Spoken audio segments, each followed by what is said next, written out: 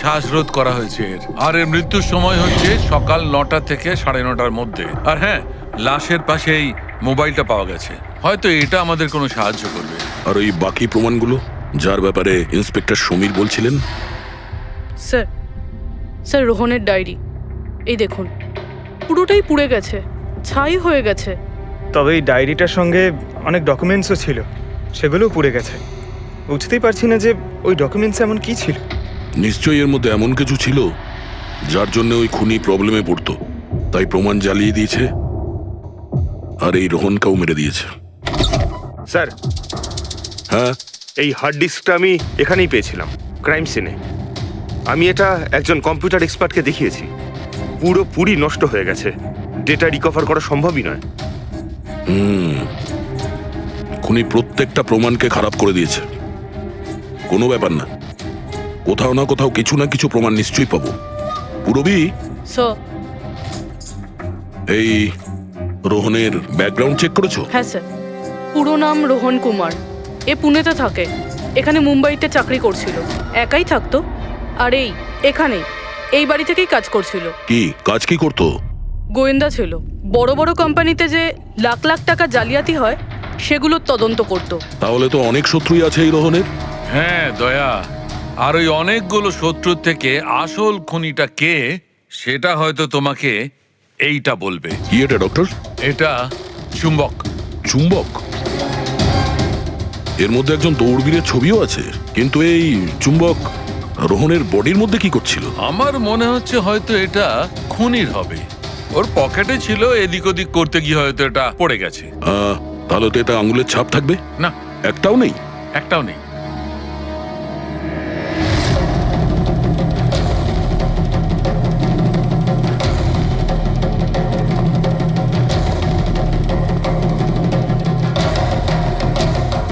খুনি মনে হয় এখান থেকে এসছে। রবি, স্যার। এই রোহন এই মুহূর্তে কার জন্য কাজ করছিল? স্যার, ডিএনডি বিল্ডকম লিমিটেডের জন্য। BND Buildcom limited? এটা তো ইঞ্জিনিয়ারিং আর কনস্ট্রাকশনের 1 নম্বর কোম্পানি শহরের। হ্যাঁ স্যার, এই দেখুন, এই ভাঙা হার্ড ডিস্কটার উপরেও ওই কোম্পানিটারই স্টিকার লাগানো রয়েছে। আর মারা যাওয়ার ঠিক আগে এই রোহন এই কোম্পানির সিইও মিস্টার হিতেশের সাথে ভিডিও কলে ছিল। আর স্যার, এই লোকাল পুলিশ স্টেশনে হিতেশই কমপ্লেন করেছিল।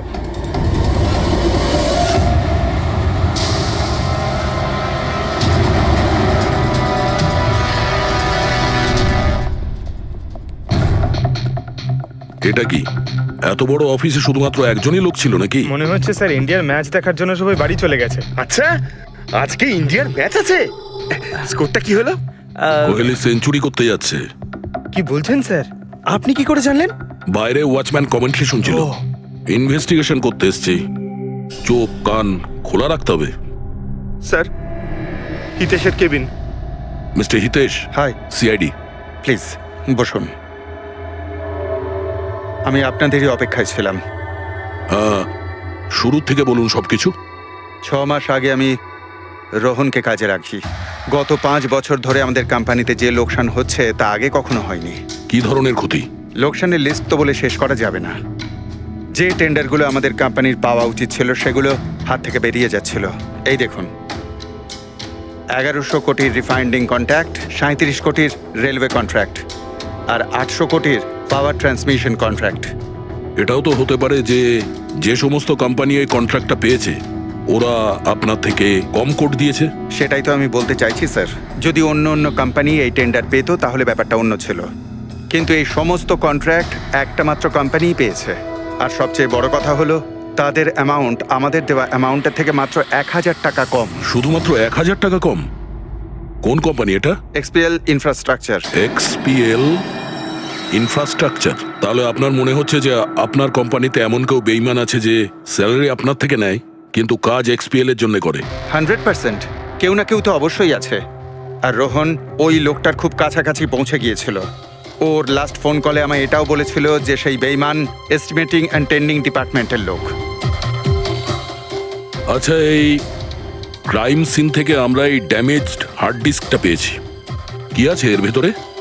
স্যার, এটা আমাদের কোম্পানির গত 5 বছরের CCTV footage, call logs, emails আমাদের কোম্পানিতে কত এমপ্লয়িজ আছে সমস্ত ইনফরমেশন এতে ছিল। তাহলে এর কপি নিশ্চয়ই আছে আপনার কাছে? আগে হ্যাঁ আছে। আমরা ওটা আমাদের সঙ্গে নিয়ে যাব। শিওর।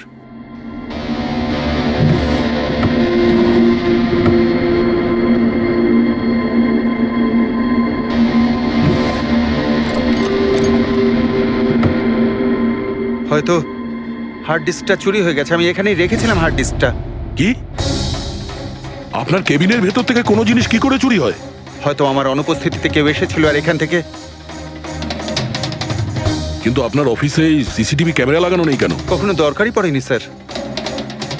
প্রয়োজন বলে আসে না, এখন পড়লো তো প্রয়োজন। Sorry sir. আর হ্যাঁ মিস্টার হিতেশ, আপনার কোম্পানিতে যত এস্টিমেটিং আর টেন্ডারিং ডিপার্টমেন্ট আছে, যত লোক আছে, আমরা তাদের সঙ্গে কথা বলবো। স্যার আজকে ওই ডিপার্টমেন্টের কোনো এমপ্লয়ি কাজে আসেনি। কেন? সবাইকে ছুটিতে গেছে? আসলে ওরা প্রত্যেকেই ম্যারাথন রেসে পার্টিসিপেট করতে গেছে, যেটা সকাল 7টা থেকে 11টার মধ্যে হবে। কি? সবাই ওই ম্যারাথন রেসে দৌড়তে গেছে? হঠাৎ করে সবাই এরকম রানার হওয়ার স্বপ্ন দেখছে কেন? আসলে আমাদের কোম্পানি এই ম্যারাথন রেসটা স্পন্সর করছে, তাই আমাদের এমপ্লয়ীদের এটা বাধ্যতামূলক ছিল ওখানে পার্টিসিপেট করা। শুধু তারাই পারবে না যাদের হাঁটুতে বা অন্য কোনো সমস্যা আছে। তো আপনারও সমস্যা আছে হাঁটুতে? হ্যাঁ। আচ্ছা আচ্ছা, এই ডিপার্টমেন্টে কতজন কাজ করে? 10 জন। আর এই 10 জনই ম্যারাথন রেসে গেছে? হ্যাঁ স্যার, যদি কেউ না যেত আমি অবশ্যই জানতে পারতাম স্যার। স্যার, হুম। যদি পুরো ডিপার্টমেন্টের সবাই ম্যারাথনে দৌড়চ্ছিল যখন রোহনের খুন হয়েছিল, তাহলে খুনটা করলো কে? হতে পারে ওই কন্ট্রাক্ট কিলার। এক মিনিট মিস্টার হিতেশ, আপনার কাছে এই ম্যারাথন রেসের কোনো ব্রোশিয়া, কোনো লেটার আছে? ইয়েস স্যার, আমি আনছি। কি হলো স্যার? চুম্বকে ওই দৌড়ানোর লোকটা, ম্যারাথন রেস, এক্ষুনি জানতে পারবো। এই নিন sir. Thank you. You are welcome sir. দেখেছো, এটাই হলো ওই চুম্বকের রহস্য। যেটা ক্রাইম সিনে পাওয়া গেছে সেটা ম্যারাথন রেসে। মানে স্যার, ও ম্যারাথন রেসে দৌড়চ্ছিল, রোহনকে খুন করার জন্য ও রেস ছেড়ে দিয়ে ওর বাড়ি চলে যায়। মনে তো হচ্ছে এইরকমই। স্যার এই বিপ ম্যাগনেট জার্সির ওপর লাগানো হয়। সঞ্জু স্যারকে একটু বুঝিয়ে দাও। দেখুন স্যার, এই ম্যাগনেটটাকে এখানে এইভাবে লাগিয়ে দিতে হবে। সেম এরকমই আরেকটা নেওয়ার পরে জার্সির ভেতর থেকে আমরা নিয়ে নেব, আর এটাকে আমরা এইভাবে লাগিয়ে দেবো। সেম আরেকটা এইভাবে নিয়ে এটাকে নিয়ে আমরা এইভাবে লাগিয়ে দেবো, আর এটা এইভাবে লক হয়ে যায়। আগে আমরা সেফটি পিন ইউজ করতাম, কিন্তু দু একবার রানার্সের চোট লেগেছিল, তাই আমরা এই ম্যাগনেট টেকনিকটার ব্যবহার করছি। এই ম্যাগনেট আর রেসিং হুইপ আপনি সব প্রতিযোগীকেই দিয়েছিলেন? ইয়েস স্যার, সবাইকে জানিয়ে দেওয়া হয়েছিল, বলাও হয়েছিল রেস শেষ হয়ে যাওয়ার পরে সব ম্যাগনেটগুলোকে ফেরত দিয়ে দিতে। তাহলে কারা কারা এই ম্যাগনেট ফিরিয়ে দেয়নি? স্যার অনেকেই দেয়নি, কেউ ফেলে দিয়েছিল, কেউ বা হারিয়ে ফেলেছিল, আর এক একজনের দায়িত্বও ছিল না যে জিনিসটাকে ফেরত দিতে হবে। একটা কথা তো শিওর, কেউ রেস মাঝপথে ছেড়ে দিয়েছিল, গিয়ে খুন করে আবার ফিরে এসেছে। কিন্তু স্যার, রেস তো অনেক লোকেই মাঝখানেই ছেড়ে দিয়েছিল, কিন্তু এটা কি করে জানা যাবে যে তাদের মধ্যে রোহনকে কে মেরেছে? ওই 10 জনের মধ্যেই কেউ হবে যারা ক্যান্টিন ডিপার্টমেন্ট আর এস্টিমেটিং ডিপার্টমেন্টে কাজ করছিল। কিন্তু স্যার ওই 10 জনের মধ্যে রেস মাঝপথ থেকে ছেড়ে দিয়েছিল, এটা কিভাবে জানতে পারবো? জানা যেতে পারে স্যার। কি করে? স্যার আমরা প্রত্যেকটা প্রতিযোগীর মাথায় গোপ্রো ক্যামেরা লাগিয়েছিলাম, আর সেটা থেকে জানা যেতে পারে কে মাঝপথে ছেড়ে দিয়েছিল। ওয়ান্ডারফুল।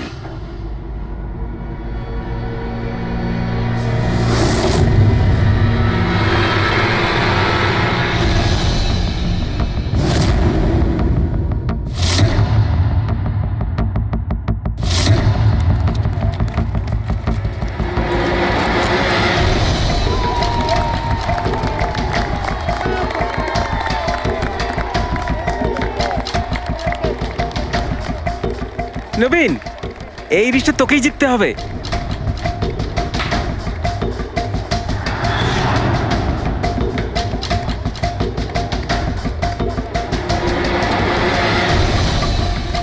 রান।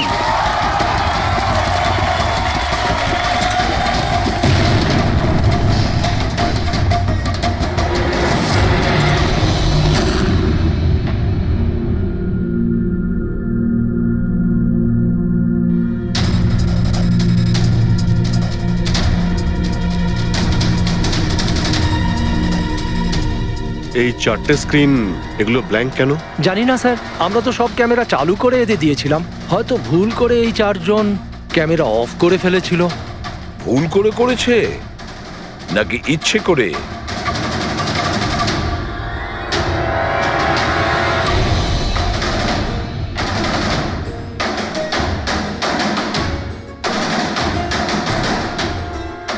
এদের মোটিভটা কি বুঝে উঠতে পারছি না। এরা কি করতে চাইছিল? কি কুনাল, একটা ক্যামেরা ভাঙা, একটা ক্যামেরায় মাটি লেগে আছে, এই চারটে ক্যামেরা ব্ল্যাঙ্ক, সেটা কেন? জানি না স্যার। ওইসব জানি নাটা নিয়ে বললে হবে না। এই সব কটা ক্যামেরা 10-এ 10 আমার চাই। স্যার এই তিনটে ক্যামেরা একদম ঠিক ছিল স্যার, এমপ্লয় 1, এমপ্লয় 2 আর এমপ্লয় 3। তার মানে এই তিনটে ক্যামেরায় কোনো টেকনিক্যাল প্রবলেম ছিল না। কেউ ইচ্ছে করে ক্যামেরাগুলো বন্ধ করেছিল বা ভুল করেও করে থাকতে পারে, কিন্তু বলা যায় না। কিন্তু স্যার এই চারটে ক্যামেরারই ফুটেজ একদম ঠিকঠাক স্যার। এমপ্লয়ি 4, 5, 6, 7। তাহলে এবার যাই প্রবলেম ক্যামেরাতে। সবার আগে প্রবলেম ক্যামেরা ছিল এই নবীনের, যার লেন্স ক্র্যাক হয়ে গেছিল। হতে পারে দৌড়তে দৌড়তে পড়ে গেছিল।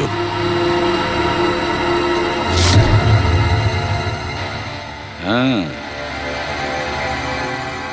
আর স্যার দ্বিতীয় প্রবলেমের ক্যামেরা, মুক্তিরটা, যে রেসের মাঝখানে দাঁড়িয়ে নিজের জুতোর ফিতে বাজছিল। হ্যাঁ, তারপরে ফিতে বাঁধার পরে ওই হাতটাই নিজের লেন্সে লাগায় আর লেন্সে সমস্ত পিকচারটাই ঝাপসা হয়ে যায়। কিন্তু স্যার এই মাটি ইচ্ছে করে লাগিয়েছে নাকি ভুল করে?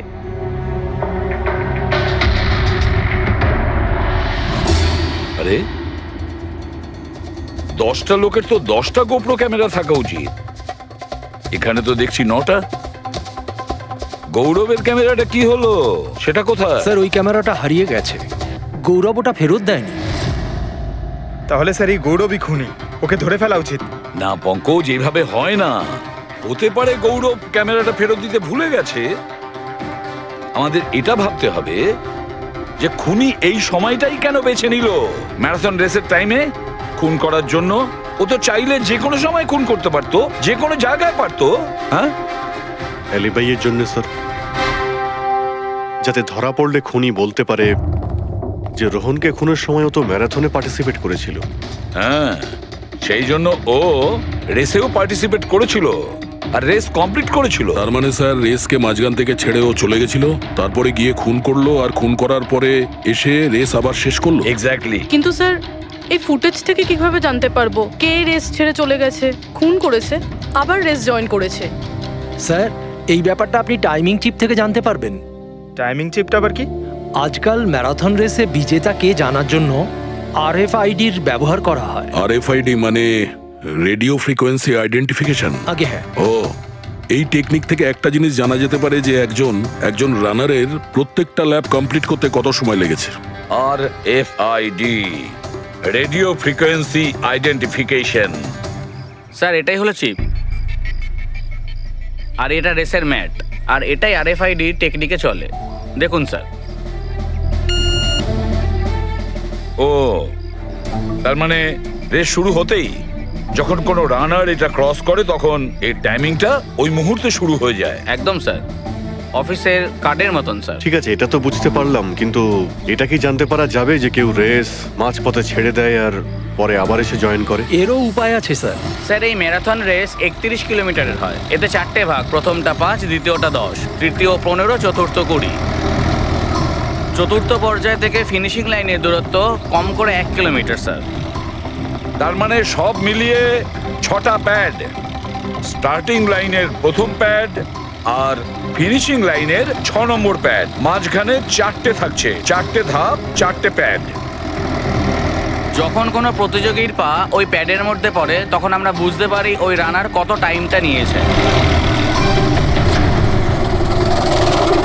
তাহলে কে রেস মাঝপথে ছেড়েছিল আর কে ছেড়ে যায়নি এটা জানা গেলে এটাও জানা যাবে যে একটা ধাপ থেকে আরেকটা ধাপে যাওয়ার সময় কোন রানারের সব থেকে বেশি সময় লেগেছিল। সবকটারই টাইমিংটা চেক করতে হবে। জানা তো যাবে সে কে যে মাঝপথে রেস ছেড়ে আবার জয়েন করেছে। পুরবি, সো স্যার আমাদের প্রথম কচ্ছপ হলো এই নবীন। এ রেসের প্রত্যেকটা ল্যাপ 25 মিনিটে কমপ্লিট করেছে, কিন্তু শেষ ল্যাপের পরে ফিনিশিং লাইন পর্যন্ত পৌঁছানোর জন্য মানে 1 কিলোমিটার ক্রস করার জন্য ওর 50 মিনিট সময় লেগেছে। নবীন,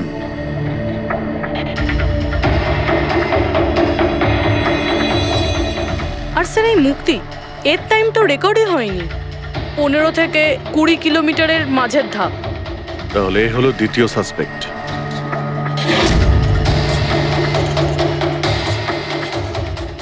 মুক্তি। আর এবার এই গৌরব, এ তো 15 কিলোমিটারের ধাপই বের হতে পারেনি। তাহলে এই হলো আমাদের তৃতীয় সাসপেক্ট। স্যার বাকি সবার টাইমিং তো মোটামুটি ঠিকঠাকই আছে। তার মানে এই খুন এই তিনজনের মধ্যেই কেউ করেছে, মুক্তি, নবীন আর গৌরবের মধ্যে। যদি নবীন খুন করে থাকে তাহলে সে রেস ছেড়েছে 20 কিলোমিটার আর ফিনিশিং লাইনের মাঝপথে। পেড্রিক, পঙ্কজ, বাইক নিয়ে যাও, এবার স্পিডে যাবে ওই রুটেই। আর খেয়াল করো যেখানে ওই তিনজন যেখানে রেস ছেড়েছে সেখান থেকে রোহনের বাড়ি কতটা দূরে আর কত সময়।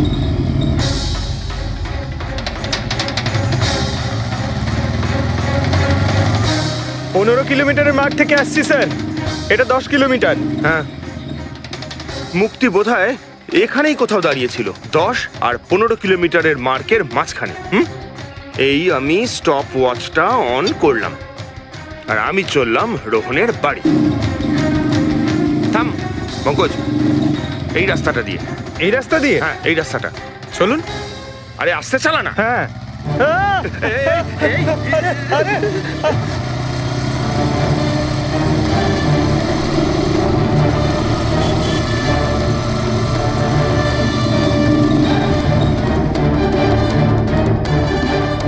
এই দেখুন রোহনের বাড়ি। মুক্তি নিশ্চয়ই রোহনের ঘরে পিছনের জানলা দিয়ে ঢুকেছিল।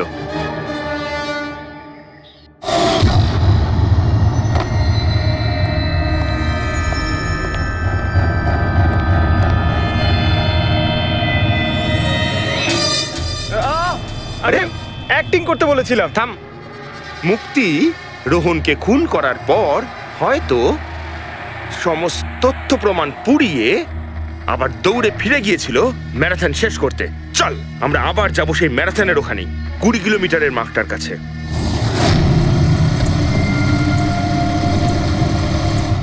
স্টপ ওয়াচে টাইম দেখে নিন স্যার। 26 মিনিট।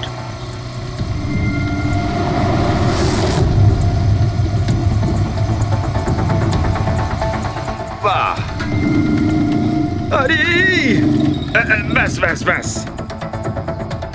এবার মুক্তি পৌঁছলো 20 কিলোমিটারের মার্কে পাক্কা 30 মিনিট পরে। আর তারপর এখান থেকেই হয়তো ও রেসটা শেষ করেছিল।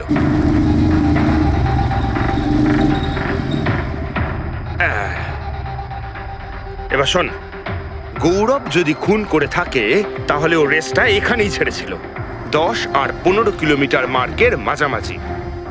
এই আমি স্টপ ওয়াচ অন করলাম, এবার যাব আমরা রোহনের বাড়ি। চলো চল।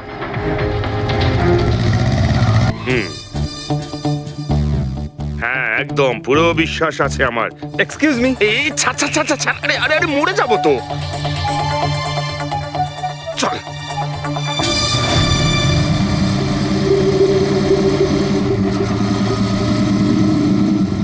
ব্যাস। একটু দাঁড়ান, আমি বুঝতে পেরেছি। আমি বলছি, এই গৌরব রোহনের বাড়ি থেকে 15 থেকে 20 কিলোমিটার দূরে রেসে আবার জয়েন করেছিল, তাই না? শাবাশ! হ্যাঁ। আমার সাথে থেকে থেকে তোরও তো বুদ্ধি খুলে গেছে। আর এই সব কিছু করতে গৌরবের টাইম লেগেছিল পুরো 27 মিনিট। এবার দেখা যাক নবীনের কত লেগেছিল। এবার যদি নবীন খুন করে থাকে তাহলে ও নিশ্চয়ই এখান থেকে গেছিল, যেখানে ও পড়ে গেছিল।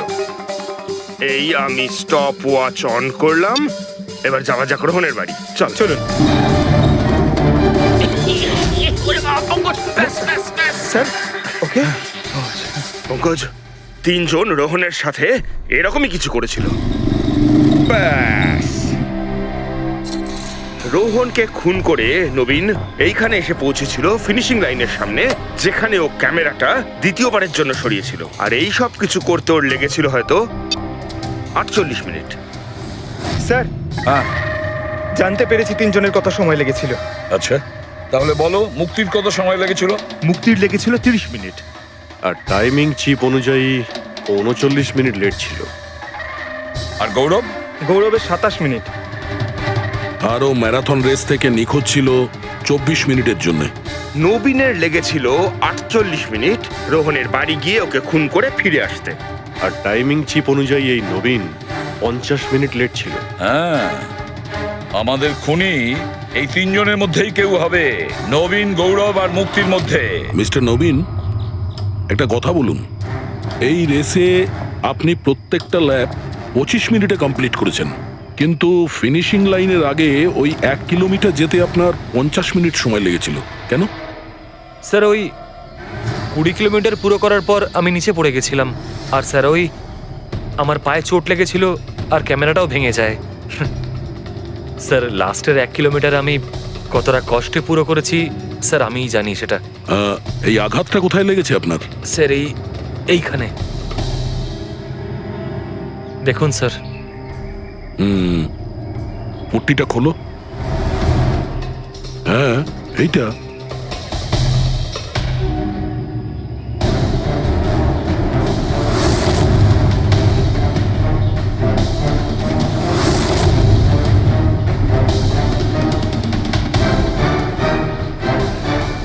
স্যার এবার আপনার বিশ্বাস হয়েছে যে আমি কোনো দোষ করিনি? নির্দোষ যদি হও, এত ঘাবড়ে যাচ্ছ কেন? ঘাম হচ্ছে, অনেকটা নার্ভাস লাগছো তুমি। হ্যাঁ, মাটি কেন লাগিয়েছিলে ক্যামেরাতে? জানি না, ভুল করে লেগে গিয়েছিল। ভুল করে? 15 থেকে 20 কিলোমিটার ধাপও ভুল করে ছেড়ে দিয়েছিলে নাকি? আমি তো কোনো ধাপই ছাড়িনি, সমস্ত ধাপই পুরো করেছি। কিন্তু টাইমিং চিপ তো অন্য গল্প বলছে। টাইমিং চিপ খারাপও তো হতে পারে। আপনি একজন মেশিনের উপর বিশ্বাস করবেন নাকি একজন জীবন্ত মানুষের উপর? আচ্ছা, তোমার গোপ্রো ক্যামেরাটা কোথায় গেল? তুমি তো ওদের ওটা ফেরত দাওনি। ওটা তো হারিয়ে গেছে স্যার। হারিয়ে গেছে? কি করে হারিয়ে গেল ভাই? জানি না স্যার, ওই রেসের মাঝখানে হঠাৎ করে দেখলাম ক্যামেরাটা ছিলই না, জানি না কোথায় পড়ে গেছে। আচ্ছা, আর ওই 15 কিলোমিটারের ধাপটাও কি হারিয়ে গিয়েছিল? ওটাকে তো পার করনি তুমি। স্যার আমি পুরো রেস কমপ্লিট করেছি। মিথ্যে কথা বলবে না। রেসের মাঝে কোথায় গিয়েছিলে?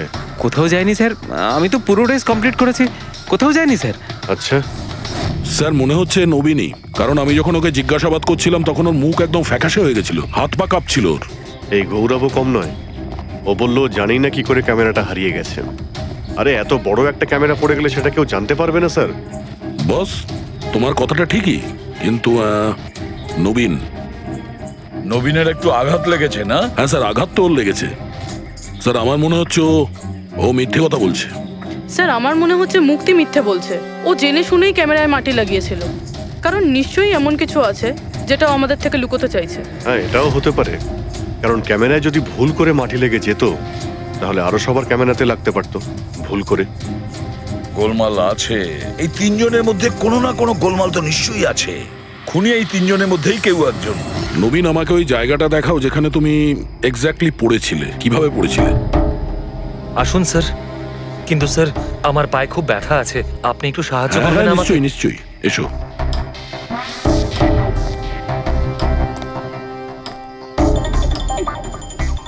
স্যার আমি এখনো বলছি আপনাকে, আপনি নিজের টাইম ওয়েস্ট করছেন। এমনটা যেন না হয় যে আসল খুনিই পালিয়ে যায়। সিআইডির হাত থেকে আজ পর্যন্ত কোনো খুনি না বেরিয়েছে না বেরোতে পারবে, নিশ্চিন্ত থাকো। হ্যাঁ স্যার ওই যে এখানে আটকেই আমি পড়ে যাই। এখানে? হ্যাঁ স্যার, স্যার পড়ে যেতেই আমার ক্যামেরাটাও ভেঙে যায়। আচ্ছা, তারপর আমি ক্যামেরাটা আবার লাগালাম, তারপর রেস স্টার্ট করলাম। প্রচুর ব্যথা নিয়ে তুমি এই রেসটা ফিনিশ করেছো। হ্যাঁ স্যার, এখনো খুব ব্যথা। তুমি পড়েছিলে এইখানে, এই জায়গাটায়? হ্যাঁ স্যার, খুব ক্লান্ত হয়ে গেছিলাম তো, তাই খেয়াল করিনি আর পা আটকে নিচে পড়ে যাই। আচ্ছা, রেস ফিনিশ করার আগে তুমি দ্বিতীয়বার ওই ক্যামেরাটাকে সরিয়ে দিয়েছিলে কেন? আচ্ছা, ওটা তো স্যার খুব গরম লাগছিল তো, তাই মুখটা ধোয়ার জন্য আমি ক্যামেরাটা খুলে ফেলেছিলাম, কিন্তু কিছুক্ষণ পরেই আমি আবার ক্যামেরাটা লাগিয়ে নিই। রেস তো আমি তারপরেই কমপ্লিট করেছিলাম। হ্যাঁ ঠিক আছে, চলো। স্যার কিছু তো বলুন, আমরা যাচ্ছি কোথায় আসলে? তোমার হারিয়ে যাওয়া ক্যামেরা খুঁজতে। স্যার কিন্তু এত বড় জায়গাতে আমরা খুঁজবো কি করে ওই ক্যামেরাটা? প্রত্যেক ক্যামেরাতে একটা চিপ লাগানো আছে, আর এই ম্যাপ বলছে তোমার ক্যামেরা এইদিকেই আছে। চলে এসো।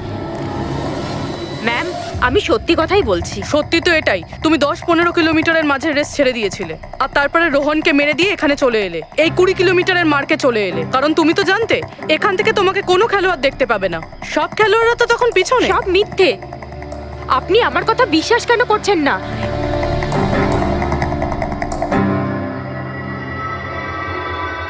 কি কি খুঁজছো? আমি কিছু তো না। কিছু আছে ওখানে? না, কিছু না। আচ্ছা, ওই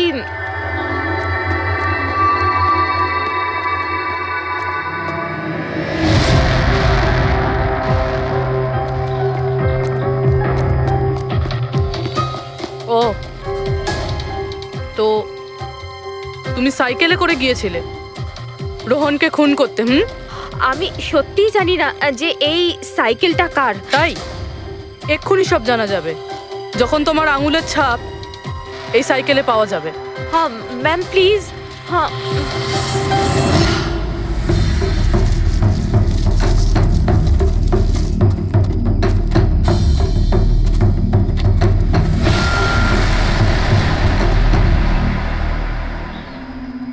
এই হলো ক্যামেরা। এটাকে পুরো ভেঙে ফেলেছো? হ্যাঁ, আমি ভাঙিনি স্যার। দুটো ক্যামেরা।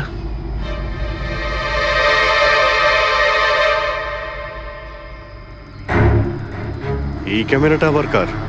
স্যার স্যার সরি, আমি আপনাকে মিথ্যে বলেছি স্যার, কিন্তু আমি আপনাকে সব সত্যি কথা বলে দিচ্ছি স্যার। বলো, তাহলে সত্যি বলার মুড হয়েছে তোমার? বলো। আসলে আমি এই জঙ্গলে না ড্রাগস নিতে এসেছিলাম, ওই গায়ের জোর বানানোর ড্রাগস, যাতে আমার গায়ে শক্তি আসে আর আমি জোরে দৌড়ে এই রেসটা জিতে যেতে পারি। সেই জন্যই আমি ক্যামেরাটা ভেঙে দিয়েছিলাম। খুব ভালো মজা করো তুমি। জোরে দৌড়ানো ড্রাগ নিয়েছিলে ম্যারাথনে, যেখানে অনেকক্ষণ দৌড়তে হয় আস্তে আস্তে, সেখানে জোরে দৌড়ানো ড্রাগের দরকার ছিল। মজা করছো? হ্যাঁ, এটা কার ক্যামেরা? আমি জানি না স্যার। কোনো ব্যাপার না, সব জানতে পেরে যাব। আমি অপরাধ করেছি, কিন্তু ওটা নয় যেটা আপনি ভাবছেন। আমি রোহনকে মারিনি। আমার দোষ শুধু এটুকুই যে আমি রেসটা জেতার জন্য একটু চালাকি করেছিলাম। বুঝলাম না, কি করেছো তুমি? আমি জানতাম না যে টাইমিং চিপ প্রত্যেক ধাপে রানারের টাইম নোট করবে। আমি ভেবেছিলাম শুধু রেসের প্রথমে আর শেষে টাইম ক্যালকুলেট হবে, আর তাই 10 কিলোমিটার পর্যন্ত এসে ক্যামেরায় মাটি লাগিয়ে দিয়েছিলাম আর ওখান থেকে সাইকেল নিয়েছিলাম।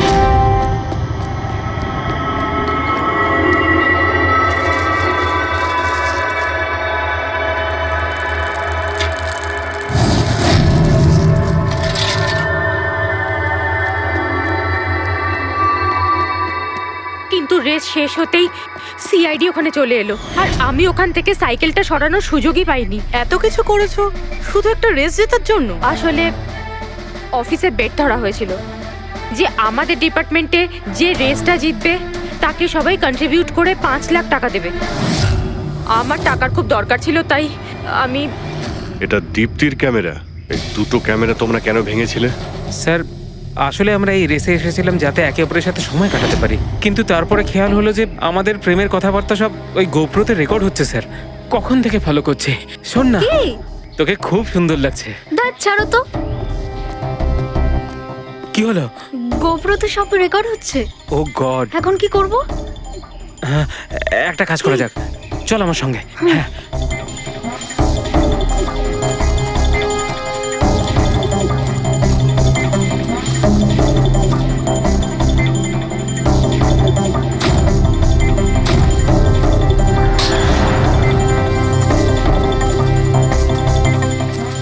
আরে তোমরা তো অদ্ভুত কাজ করেছো।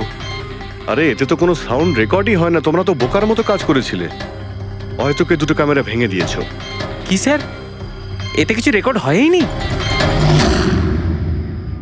স্যার নবীন তো আমাকে ওই জায়গাটা দেখিয়েছে যেখানে ও পড়েছিল, কিন্তু কেন জানি না আমার মনে হচ্ছে যে ও মিথ্যে কথাই বলছে।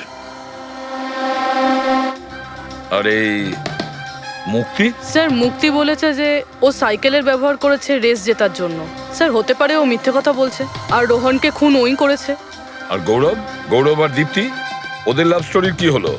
কতটা সত্যি? হ্যাঁ, ওরা সত্যি কথাই বলছে। ফোন রেকর্ডে দেখাচ্ছে দীপ্তি আর গৌরব প্রতিদিন 3-4 ঘন্টা করে নিজেদের মধ্যে কথা বলতো। স্যার একটা কাজ করি, আমরা আবার ম্যারাথন রেসের ফিনিশিং ভিডিওটা দেখি।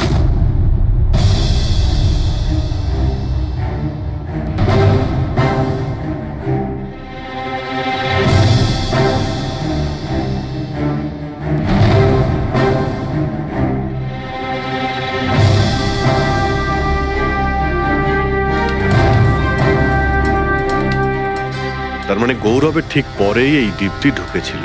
দুজন একসঙ্গেই ছিল। মনে হচ্ছে স্যার দুজনেই এই কাণ্ড করেছে। এক মিনিট অভিজিৎ, দয়া, এই ফুটেজটা দেখো। এই যে এই হলো সেই খুনি।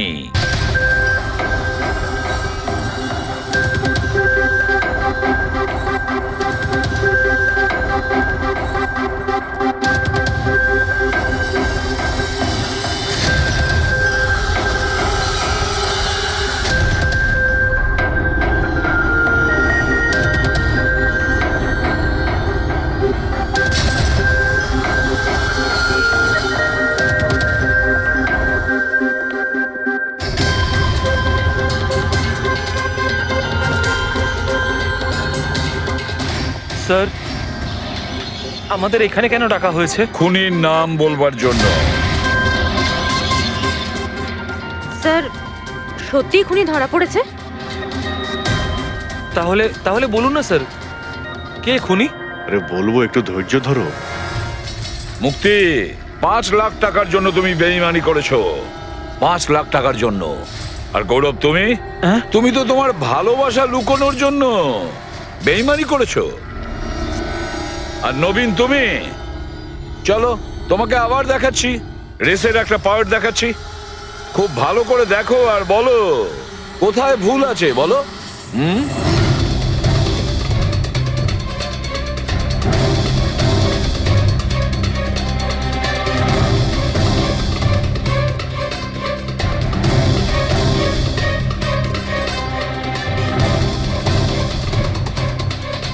কিছুই তো নেই স্যার, সবই তো ঠিকই আছে। কোনো প্রবলেম নেই। তোমার মনে আছে তুমি বলেছিলে যে ক্যামেরাটা দ্বিতীয়বার যখন তুমি সরিয়েছিলে তারপরে তুমি মাথায় জল ঢেলেছিলে?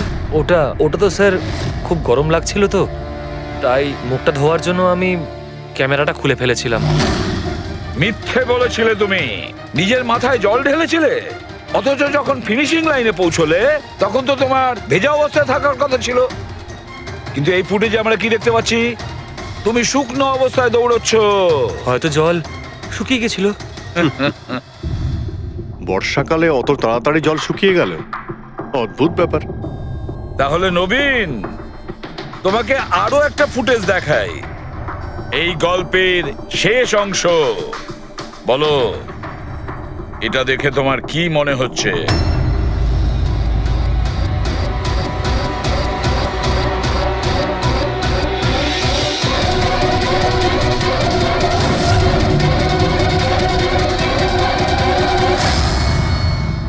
কি নবীন, এই ফুটেজে তোমার মুখটা কেমন চেঞ্জ চেঞ্জ লাগছে না? হ্যাঁ, অন্যরকম তো দেখাবেই, কারণ এই মুখটা নবীনের নয়, ওর ভাই প্রবীণের।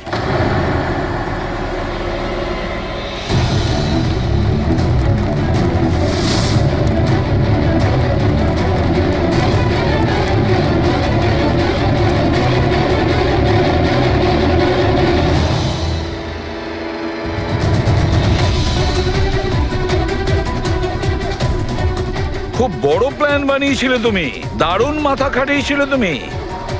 প্রথমে 3টে এমপ্লয়ির ক্যামেরা বন্ধ করে দিয়েছিলে,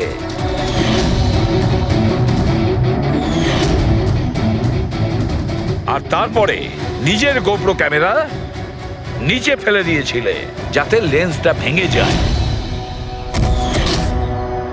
আর তারপর নবীন নিজের ক্যামেরাটাকে খুলে পরিয়ে দিল নিজের ভাইকে, মানে প্রবীণকে।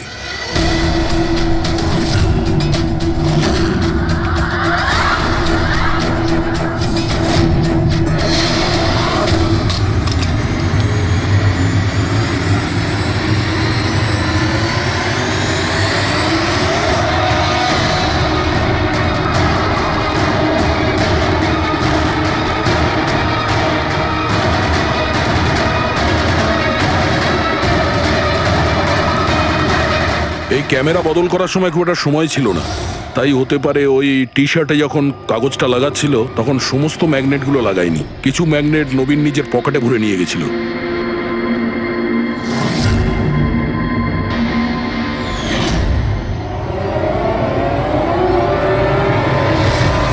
নবীন রেস ছেড়ে বেরিয়ে যায় রেইনকোট পরে, আর পৌঁছে যায় রোহনকে খুন করার জন্য। কিন্তু ও কি করে জানবে যে রোহনকে মারার সময় ম্যারাথন রেসের ওই ম্যাগনেটই ওকে ফাঁসিয়ে দেবে?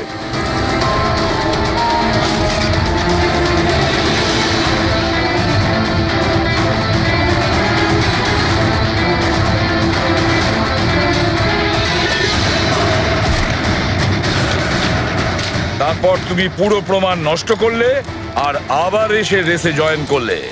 ইচ্ছে করে নিজের পায়ে তুমি চোট লাগালে যাতে আমরা বিশ্বাস করি যে আঘাতটা সত্যি।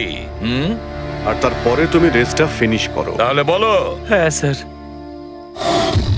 আমি খুন করেছি রোহনকে। একদম একদম পারফেক্ট প্ল্যান ছিল, কিন্তু আমি কি করে জানবো যে আপনারা আমার থেকেও অনেক বুদ্ধিমান?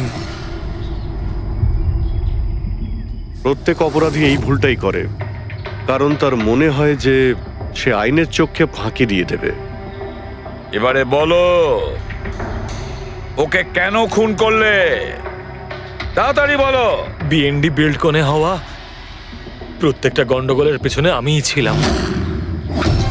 আমার জন্যই প্রত্যেকটা টেন্ডার কোম্পানির হাতছাড়া হলো। আর আমি যদি রোহনকে না মারতাম তাহলে ও আমার সমস্ত রহস্য খুলে দিত। তাই আমি... লজ্জা লাগার কথা তোমার, যে থালায় খেয়েছো ওই থালায় ফুটো করেছো।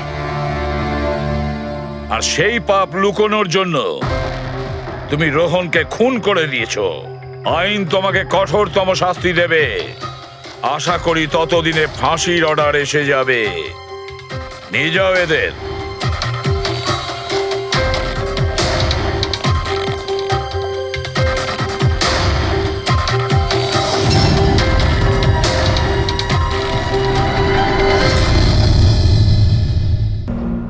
রেডি? চেক করে নিয়েছো?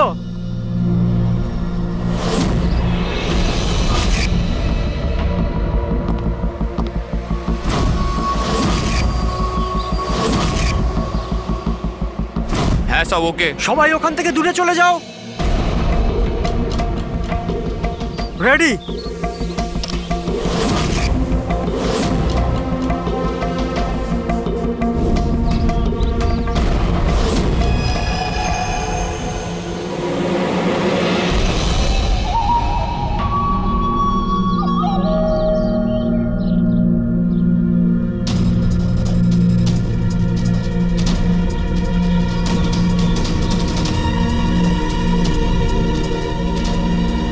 ওই দাঁড়া, ভেতরে কোথায় যাচ্ছিস? আরে হাত দেখাচ্ছিস কেন? শেখর কি হয়েছে? একজন ভেতরে যাচ্ছে। আর মারবি নাকি? আটকা ওকে। স্যার আপনি ফ্ল্যাশিংটা আটকান, আমি ওকে ভেতরে গিয়ে আটকাচ্ছি। ঠিক আছে আমি বন্ধ করছি, তুই আটকা ওকে। কি হলো? একটা লোক বিল্ডিং এর ভেতর চলে গেছে। একটা লোক? আপনারা এখানেই থাকুন, আমরা আসছি।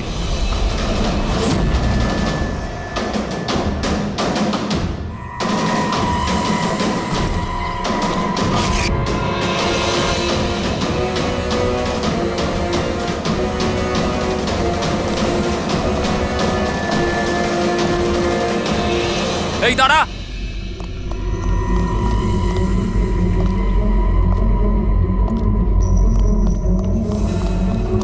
এই দাঁড়া দাঁড়া দাঁড়া, কোথায় যাচ্ছিস? পাগল হয়ে গেছিস নাকি? মাথা খারাপ হয়ে গেছে? থামতে বললাম, থামছিস না কেন? কোথায় যাচ্ছিস? হ্যাঁ কি? আমি একজনকে খুঁজছি। কি?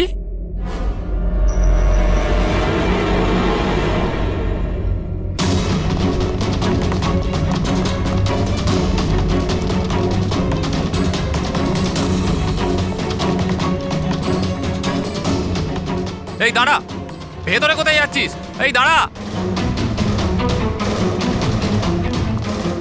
কি হয়েছে? ও ভেতরে যাচ্ছে স্যার। এই ব্যাপারটা কি? হ্যাঁ, কি হলো?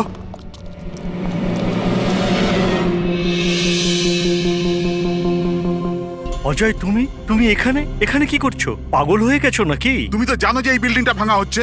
হ্যাঁ, তাহলে এখানে করছো নাকি তুমি? মিটিং এর টাইম আর ডেট শোনোনি নাকি? নিচে বোর্ডের নোটিশটা পড়োনি নাকি? শান্ত। পড়েছিলাম, দেখেছিলাম, শুনেছিলাম।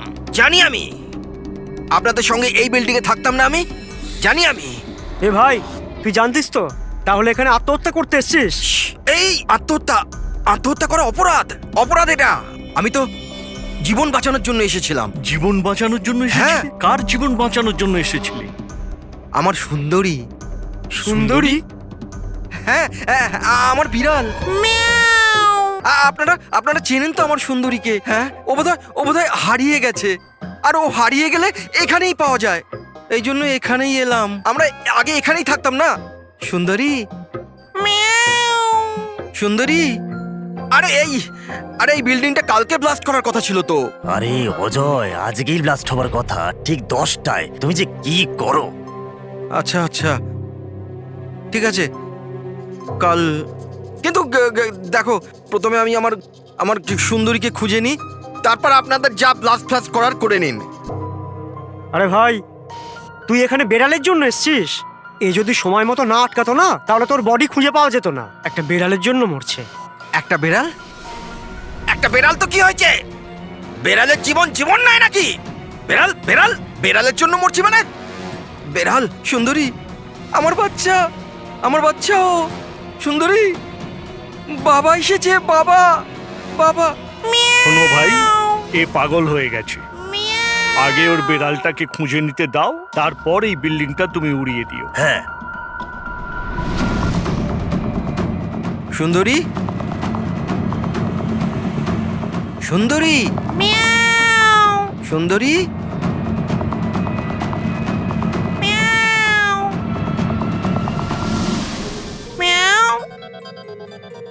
আমার বাচ্চা। কোথায় বাবা তুমি? বাবা এসেছে। সুন্দরী,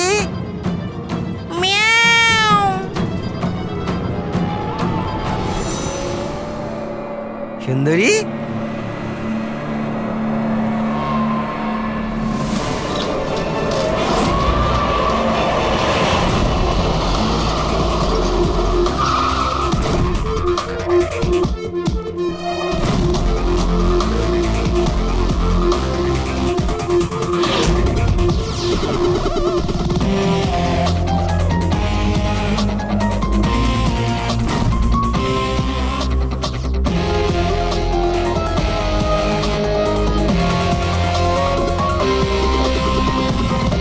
কোনো ভারী জিনিস দিয়ে মাথার পিছনে আঘাত করা হয়েছে। এই বডিটা পুরো স্টিভ হয়ে গেছে। 10-12 ঘন্টা আগের মৃত্যু হয়েছে।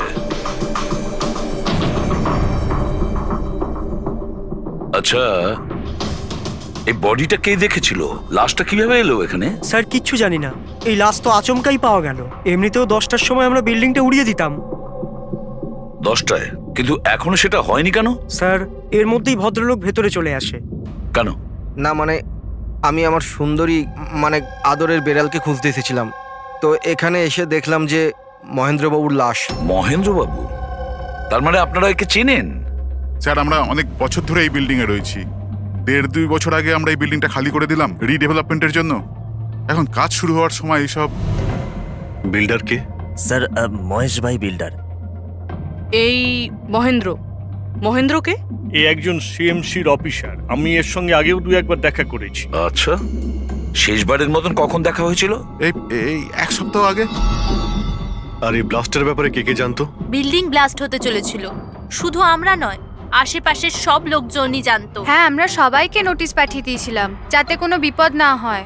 আপনারা এই বডিটা নিয়ে যত হয়রান হচ্ছে, আমরাও ততটাই হয়রান হচ্ছি। আপনাদের অদ্ভুত বলে মনে হয়নি? একজন সিএমসি অফিসার যার সাথে আপনারা 1 সপ্তাহ আগে দেখা করেছিলেন, আর তারই লাশ আপনাদের এই বিল্ডিং এ পাওয়া গেছে, যে বিল্ডিংটা সকাল 10টায় আপনারা ব্লাস্ট করতে যাচ্ছিলেন। এই কাকতালীয় ব্যাপারটা বেশি বলে মনে হচ্ছে না? স্যার, হ্যাঁ 1 মিনিট স্যার। স্যার দেখে মনে হচ্ছে খুনি এই যন্ত্রপাতিগুলোর মধ্যেই কোনো একটা দিয়ে খুন করেছে।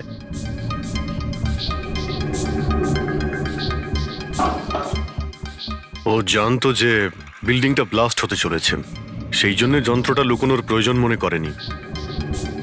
স্যার বডি এই গ্যাপটাতে রাখা ছিল, এইখানে ব্লাস্টের পয়েন্টের একদম কাছে। মানে স্যার যদি ব্লাস্ট হতো তাহলে বডিটা তো চেনার কোনো উপায় থাকতো না। হ্যাঁ স্যার, আর তাই খুনি খুন করে লাশটাকে এখানে লুকিয়ে রেখেছিল ওই ব্লাস্ট হওয়ার ঠিক আগের মুহূর্তে। দেখো, এই সমস্ত যন্ত্রপাতিগুলো ফরেন্সিক ল্যাবে পাঠিয়ে দাও। সালুকেই বলবে কোন যন্ত্র দিয়ে একে খুন করা হয়েছে। আর অভিজিৎ স্যার, সিএমসি অফিসে যাও আর এই মহেন্দ্রর ব্যাপারে খুব ভালো করে খোঁজ নাও।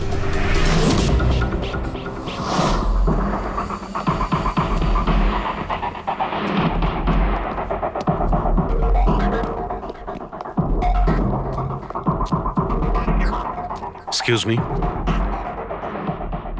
লাঞ্চের সময় হয়ে গেছে, এখন 2টোর পরে আসুন। আমরা সিআইডি থেকে মহেন্দ্রর ব্যাপারে একটু জিজ্ঞাসাবাদ করতে চাই। কি সিআইডি? মহেন্দ্র স্যার কি কোনো গন্ডগোল করেছেন? ও তো স্যার আজকে অফিসে আসেননি, কাল থেকেই ছুটিতে আছেন। অ্যাকচুয়ালি আমরা মহেন্দ্রর লাশ পেয়েছি, ওনাকে কেউ খুন করেছে। খুন? কে করেছে? স্যার আমি জানি এই খুনটা কে করেছে। ওই পিয়ন গত সপ্তাহেই ওকে চাকরি থেকে ছাঁটাই করেছিলেন মহেন্দ্রবাবু। এটা হতেই পারে মহেন্দ্রবাবুর খুন ওই করেছে। কেন? ওনার নতুন অ্যাসিস্ট্যান্টও তো হতে পারে। সবাই জানে ও কতটা হিংসে করতো ওনাকে। না, এই কাজটা ওনার মিসেসেরই হবে। মনে হচ্ছে এই মহেন্দ্রবাবুকে সবাই পছন্দ করতো না। কি হচ্ছে এখানে? তোমরা কি সব গল্প করতে এসেছো? হ্যাঁ চলো। এটা কিভাবে সম্ভব? স্যার আপনি বেঁচে আছেন? এনারা তো বলছিলেন আপনার মার্ডার হয়ে গেছে। মার্ডার? আমার? কি মজা করছো? এক মিনিট আপনি আপনি কে? আমরা সিআইডি থেকে। সিআইডি? স্যার আমি মহেন্দ্র। মহেন্দ্র? এই মহেন্দ্র নামে কি 2জন লোক ছিল তাহলে? স্যার এইসব কি বলছেন? আমার মার্ডার কি করে হবে? এক মিনিট আমার মনে হয় যে মহেন্দ্রবাবু কিছু গন্ডগোল হয়েছে। যদি আপনি সিএমসি অফিসার মহেন্দ্র হন তাহলে ইনি কে চেনেন আপনি? আরে এ তো অশোক। অশোক তো? অশোক? হ্যাঁ স্যার, এই অশোক সামনের ওটিপি রেস্টুরেন্টে কাজ করে, ওয়েটার ওখানে। ওয়েটার? হ্যাঁ। তাহলে বিল্ডিং এর লোকেরা একে সিএমসি অফিসার মহেন্দ্র কেন বলছিল? এই লোকটা এখানে কাজ করতো? হ্যাঁ স্যার, এখানেই কাজ করতো। আগের সপ্তাহতেই তো আমি একে চাকরি থেকে বের করেছিলাম। কি হয়েছে? একে খুন করা হয়েছে। খুন? কিন্তু এখানে তো আগের সপ্তাহ থেকেও আসেনি স্যার। আপনি ওনাকে চাকরি থেকে তাড়িয়েছিলেন কেন? স্যার ও সবার সামনে আমাকে উল্টোপাল্টা বলেছিল স্যার, তাই বার করতে বাধ্য হলাম। এমন কি করেছিল সে? স্যার জানি না স্যার, কিন্তু কিছুদিন ধরেই কিছু না বলেই ও উদাও হয়ে যেত বাইক নিয়ে, তাও আবার ধান্দার সময় স্যার। আর আমি যখন জিজ্ঞেস করলাম আমাকেই উল্টোপাল্টা বললো আমি কাজ করবো না, নিজের কাজ নিজের কাছেই রাখো। তাহলে ও বাইক নিয়ে চলে যেত আর আপনি জানেনও না ও কোথায় যেত? না স্যার, আমি জিজ্ঞেস করেছিলাম কিন্তু ও কখনো আমায় বলেনি। আচ্ছা, ও কি প্রত্যেক দিনই এখান থেকে বেরিয়ে যেত? স্যার প্রত্যেক দিন যেত একই টাইমে, 1টার সময় উদয় হয়ে যেত আর 2টোর সময় ফেরত চলে আসতো। হ্যাঁ স্যার, এই হলো সেই রেস্টুরেন্টটা যেখানে অশোক কাজ করত। প্রত্যেক দিন 1টার সময় বেরিয়ে যেত আর 2টোর সময় চলে আসতো। তার মানে হলো যাওয়া আসা এবং যে কাজের জন্য বেরোতো সেটা করে 1 ঘন্টায় ফিরে আসা। স্যার, যে দিন এই অশোক রেস্টুরেন্ট থেকে উধাও হয়ে গেছিল ওই দিনগুলোর অনেক রিপোর্ট আমরা চেয়েছি, আর ওই রিপোর্ট অনুযায়ী ওই দিনগুলোতে 1টা থেকে 2টোর মধ্যে যে ট্রাফিকের যা পরিস্থিতি ছিল ওই এরিয়াতে, সেই হিসেবে এই পর্যন্ত যেতে পারে। এই পুরো এরিয়াটা 7-8 কিলোমিটারের মধ্যেই মনে হচ্ছে। হ্যাঁ স্যার, কিন্তু ওর মোবাইলটা সারাক্ষণ বন্ধই ছিল, তাই ওর লোকেশন পাইনি। স্যার, হ্যাঁ স্যার লোকেশন তো খুঁজে পাইনি, কিন্তু ফোন রেকর্ড থেকে একটা কথা বুঝতে পেরেছি। স্যার এই দেখুন, রেস্টুরেন্ট থেকে বেরোনোর একটু পরে বা বেরোনোর আগে অশোক এই ল্যান্ডলাইন নাম্বারে অনেকবার ফোন করেছিল, 12টা 50 আর 1টা 5। স্যার এই নাম্বারটা ব্যান্ড্রার একটা স্টেশনারি শপের, আর স্টেশন থেকে স্টেশনারি শপে গিয়ে ফেরত আসতে মোটামুটি 45 মিনিট মতন সময় লাগে।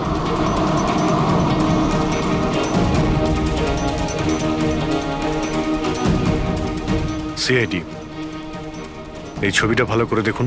এই লোকটাকে আপনি চিনতে পারছেন? না স্যার, না জানি না। আরে ভাই, ভালো করে দেখো, এই লোকটা গত সপ্তাহে তোমার দোকানে 3-4 বার এসেছিল। এবার স্যার এখানে তো অনেক লোক আসা যাওয়া করে, কারোর পেন দরকার হয় তো কারোর প্রিন্ট আউট, আর সবার চেহারা আমি কিভাবে মনে রাখবো? দেখো, কিন্তু 3-4 বার এই দোকানে ফোন করেছিল, আর এখান থেকেও করা হয়েছিল ওকে। স্যার এখান থেকে অনেক লোক ফোন করে থাকে, আর আমিও করি, কিন্তু কাজের জন্য। আচ্ছা ঠিক আছে, কিছু মনে পড়লে আমাদের কিন্তু ফোন করবে। এটা হলো আমার কার্ড। হ্যাঁ স্যার। ওকে ওকে।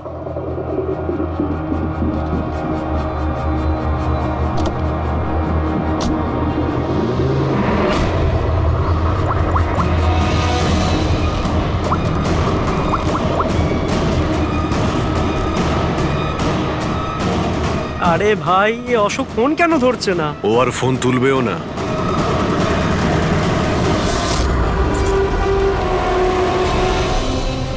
কারণ অশোক মারা গেছে। অশোক? কে অশোক? সেই যাকে তুমি এক্ষুনি ফোন করছিলে? না, আমি তো। চুপ! অ্যাক্টিং করা বন্ধ কর, না হলে কিন্তু তুইও মারা যাবি। বল ব্যাপারটা কি? অশোক এখানে কি করতে আসতো? স্যার আমি সব বলে দেবো। চল বল।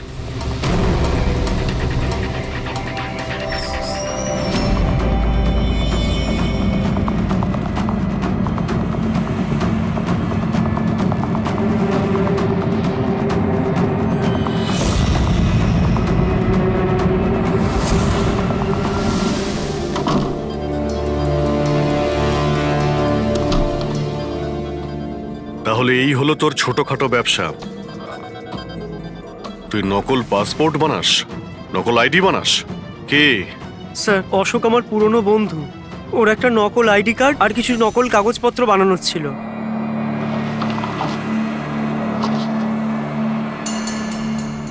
মহেন্দ্র আইডি? এই লেটারেড স্যার? এসব? স্যার আমি কিছু জানি না স্যার, অশোক আমাকে বলেছিল আর আমি সব বানিয়ে দিয়েছি। আমি কিছু জানি না স্যার। এগুলো তো সিএমসির পেপারস আর স্ট্যাম্পও লাগানো আছে। আশ্চর্য স্যার, আমার এত বছরের অভিজ্ঞতার পরেও আমি বলতে পারি না যে এটা নকল পেপার। আর এটা অনুযায়ী এই যে দুটো বিল্ডিং, সি ব্রিজ আর দেবদর্শন, এই দুটো ফ্রড লাইনে।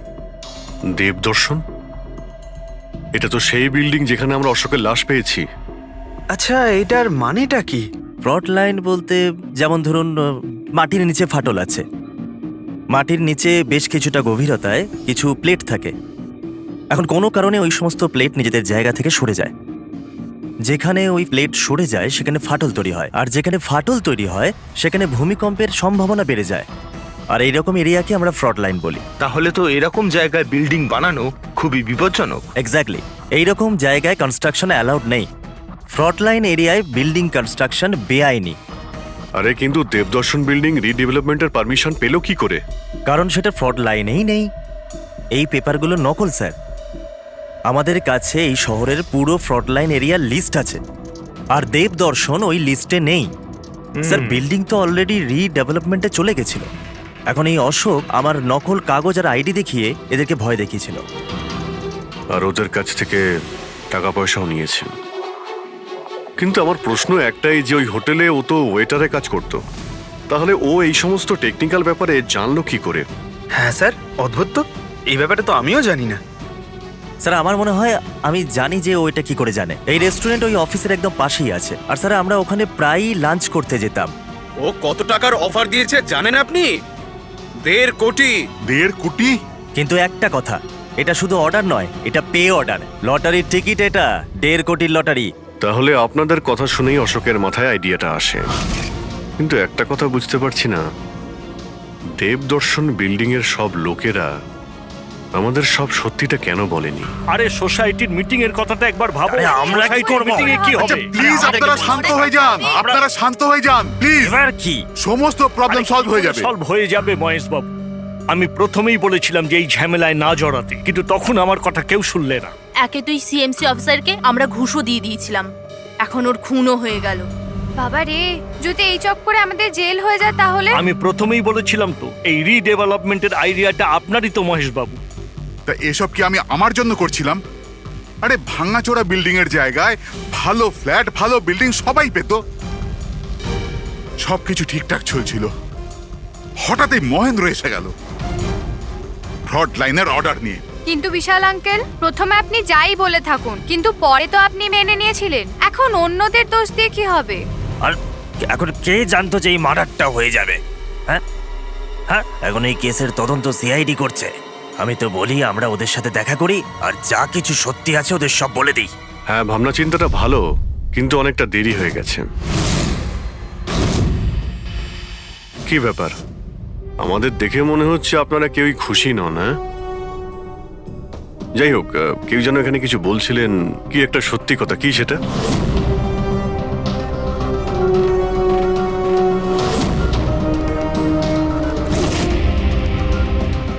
দেখুন, এর আগেও আপনারা সবাই চুপ করে থেকে নিজেদের সমস্যা বাড়িয়েছেন।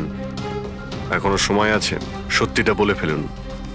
ওই আমাদের বিল্ডিং এর রিডেভেলপমেন্টের কাজ শুরু হয়ে গেছিল স্যার। আমরা শিফটও হয়ে গেছিলাম, বিল্ডিং ভাঙবার কাজও শুরু হয়ে গেছিল। তখনই ওই সিএমসি অফিসার মহেন্দ্র এসে গেল ফ্রন্ট লাইনের ডকুমেন্টস নিয়ে, আর বলতে লাগলো এখানে নাকি রিডেভেলপমেন্টের কাজ হতে পারে না। স্যার এবার আপনি বলুন আমরা কি করতাম? আমাদের তো বাড়িও ভাঙা হয়ে গেছিল। স্যার, সব থেকে বেশি ক্ষতি তো আমারই হয়েছে। কাজ শুরু হয়ে গিয়েছিল, আমি টাকাও দিয়ে দিয়েছিলাম। তারপর উনি পরামর্শ দিলেন যে আমাকে 1 কোটি টাকা দাও, আমি চুপ হয়ে যাব। তো এই জন্য ওকে মেরে ওর লাশটা বিল্ডিং এ লুকিয়ে ফেললেন? না, আমরা ওকে মারিনি, উল্টে তো আমরা ওকে 1 কোটি টাকা দিয়ে দিয়েছিলাম। কি টাকা দিয়ে দিয়েছিল? হ্যাঁ, সোসাইটির সব মেম্বাররা 5 লাখ টাকা করে দিয়ে টাকাটা মিটিয়ে দিয়েছিলাম। কতদিন আগে টাকা দিয়েছিলেন? এই কাল রাতেই দিয়েছিলাম, বিল্ডিং ব্লাস্ট করবার আগে। কাল রাতে? কে কে গিয়েছিলেন টাকা দেওয়ার জন্য? আমি আর নন্দন গিয়েছিলাম। কোথায় গিয়েছিলেন? ওই দেবদর্শন বিল্ডিং এ স্যার। দেবদর্শন বিল্ডিং এ? কটার সময়? ওই 10টা, 10:30। হ্যাঁ, 10:30টার সময়। 10:30টার সময় দেবদর্শন বিল্ডিং এই ও মারা গিয়েছিল। আপনারা ওখানে গিয়েছিলেন টাকা দিতে? দেখুন, আমরা কিছুই করিনি, আমরা কিছু জানি না। আমরা শুধু পয়সা দিয়েছিলাম আর চলে এসেছিলাম। নাকি মেরে টাকা নিয়ে চলে এসেছেন? স্যার, এরকম কিছু না, আমরা কিছুই করিনি। কালকে রাত্রে যখন আপনি ওর সাথে দেখা করেছিলেন, আর কেউ ছিল ওখানে? মহেন্দ্রবাবু এখন এলেন না। সেটাই তো, এতক্ষণে তো চলে আসার কথা। হ্যাঁ, সেটাই তো। কে হাঁচি দিল? কেউ আছে নাকি ওখানে? চলো তো দেখি। আরে দাদা, টাকা না দিয়ে কোথায় যাচ্ছেন? আরে আরে, আপনারই তো অপেক্ষা করছিলাম। এনেছেন টাকা?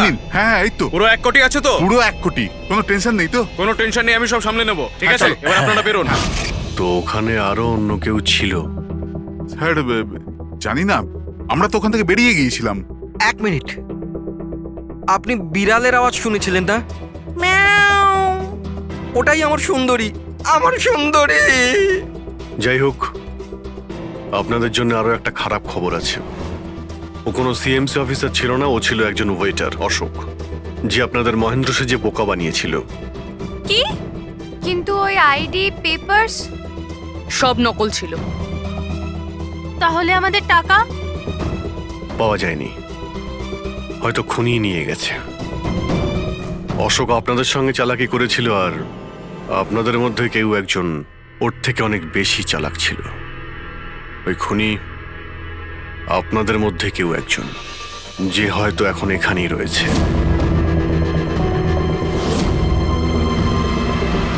এখানে যতগুলো জিনিস আছে না বস, এর মধ্যে কোনোটার দ্বারা অশোকের মৃত্যু হয়নি। ইনফ্যাক্ট কোনো অস্ত্র দিয়েই অশোককে মারা হয়নি। মানে মানে এইটা দেখো, এই টুকরোটা দেখতে পাচ্ছ? এই ছোট্ট ছোট্ট টুকরোগুলো এর খুলির হাড়ের মধ্যে পাওয়া গেছে। আর এই টুকরোগুলো পাথরের স্যার। পাথরের? মানে খুন পাথর দিয়ে করা হয়েছে। বস, এই অশোক কোথাও দাঁড়িয়েছিল আর খুনি ঠিক এর পেছনে দাঁড়িয়েছিল, আর ও একটা ভারী পাথর দিয়ে ওর মাথায় আঘাত করে, এর খুলির হাড় এখান থেকে ভেঙে যায় আর ওর মৃত্যু হয়ে যায়। কিন্তু ওর এই পিঠের এই দাগগুলো, এগুলো কিসের? এর পিঠে যে চিহ্নগুলো আছে, এটা টেনে নিয়ে যাওয়ার জন্য, সিঁড়ির ওপর দিয়ে টেনে নিয়ে যাওয়ার জন্য। হয়তো এ গ্রাউন্ড ফ্লোরে কোথাও ছিল। প্রথমে খুনি একে পাথর দিয়ে খুন করেছে, আর তারপরে টেনে সিঁড়ি দিয়ে ওপরে নিয়ে গেছে। বিল্ডিং এর সবাই জানতো যে মহেশ আর নন্দন এই অশোকের সঙ্গেই ওই বিল্ডিং এ দেখা করতে গিয়েছিল, আর এটাও জানতো যে অশোক একাই আসছিল টাকা নেওয়ার জন্য, আর এটাও জানতো এরা বিল্ডিংটা ভাঙতে চলেছে পরের দিন সকালে। খুনি বিল্ডিং এর কমিটি মেম্বারের মধ্যে থেকে বা মহেশ আর নন্দন এদের মধ্যে থেকেই কেউ হতে পারে, এদের মধ্যে থেকেই কেউ হতে পারে। স্যার, এই বিল্ডিং এর প্রত্যেকে কোথায় কোথায় ছিল তার প্রমাণ ওদের কাছে রয়েছে। আর মার্ডারটা যখন খুব প্ল্যান করে করা হয়েছিল, তাই এলেবাইও আগের থেকে প্ল্যান করে রাখা হয়েছিল। একবার ওই পাথরটার দরকার ছিল যেটা দিয়ে খুন করা হয়েছে। ওই পাথরটা পেলে না, তখন ইনভেস্টিগেশনের সুবিধা হবে, অনেকটাই সুবিধা হবে। স্যার, ওই বিল্ডিংটায় শুধু ইট আর পাথরই আছে। হ্যাঁ জানি স্যার, এতগুলো পাথরের মধ্যে একটা পাথর খুঁজে বার করা ইম্পসিবল। পঙ্কজ, তুমি এটা ভুলো না যে তুমি একজন সিআইডি অফিসার, আর সিআইডি ডিকশনারিতে কোনোদিন ইম্পসিবল শব্দটা ছিল না, আর না কোনোদিনও আসবে, বুঝেছো? ওই বিল্ডিং এর প্রত্যেকটা পাথর দেখো, ভালো করে চেক করো, নিয়ে এসো ওই পাথরটাকে। স্যার, এদিকে এসো। স্যার, বলো। স্যার, কি ব্যাপার, কোনো প্রমাণ পাওয়া গেছে নাকি? ওটাই পাচ্ছি না স্যার। স্যার, আমার সুন্দরী, আমার বিড়াল কোথায় হারিয়ে গেছে, বুঝতেই পারছি না কোথায় চলে গেল। ওর আমি ছাড়া কেউ নেই স্যার। স্যার, আপনি বড় বড় রহস্যের সমাধান করেন, আমার সুন্দরীকে খুঁজে বার করবেন প্লিজ, প্লিজ স্যার, প্লিজ। আরে ভাই, সিআইডির লোকেদের আর কোনো কাজ নেই তোমার বিড়াল খুঁজবে গিয়ে? চিন্তা করো না, আমরা খুঁজে নিয়ে আসবো তোমার বিড়ালটাকে। ঠিক আছে, পঙ্কজ, স্যার। ফেডরিক, ওনার বিড়ালটাকে খোঁজো। স্যার, হ্যাঁ, শুধু বিড়াল নয়, ওই পাথরটাকেও খুঁজে বের করো, তাড়াতাড়ি যাও। Thank you sir, thank you, thank you. চলো, চলুন চলুন। ওটা বিড়াল নয়, সুন্দরী, আমার সুন্দরী। স্যার, এই বিল্ডিং এর লোকেরা অশোককে সিএমসি অফিসার মনে করেছিল, মহেন্দ্র। তারপর কেউ ওকে খুন করে লাশটাকে লোপাট করার চেষ্টা করে। এটা না ভেবে যে কোনো সিএমসি অফিসারের নিখোঁজ হওয়াটা কোনো সাধারণ ব্যাপার নয়। এনকোয়ারি হলে তো সবার আগে সন্দেহটা ওদের উপরেই যাবে, কারণ মারা যাওয়ার আগে উনি ওদের বিল্ডিংটা ইনভেস্টিগেট করছিলেন। তাহলে কেউ এত বড় রিস্কটা কেন নিতে যাবে একজন সিএমসি অফিসারকে মার্ডার করার? এখন এত বড় রিস্ক তো সেই নেবে যে জানতো যে এই অশোক সিএমসি অফিসার নয়, অন্য কেউ, একজন ওয়েটার। ওই খুনির অশোকের সত্যিটা জানার জন্য প্রথমে জানতে হবে আসল মহেন্দ্রর ব্যাপারে। আসল মহেন্দ্র মনে করে দেখুন মহেন্দ্রবাবু, কোনো অদ্ভুত ব্যাপার, কেউ দেখা করতে এসেছিল আপনার সঙ্গে, কোনো ফোন এসেছিল আপনার কাছে? হ্যাঁ স্যার, একটা ফোন তো এসেছিল। হ্যালো হ্যালো, মহেন্দ্র বাবু। হ্যাঁ বলছি।